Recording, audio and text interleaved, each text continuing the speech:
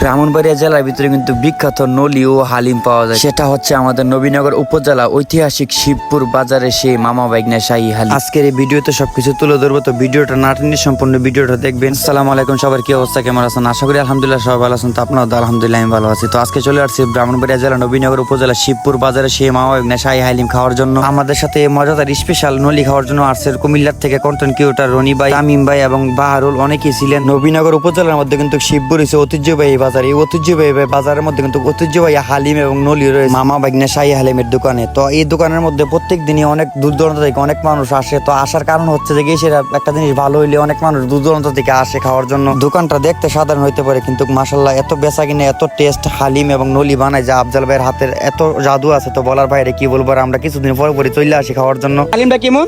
সেরা ভাই, সেরা না ভাই? হালিমটা কি?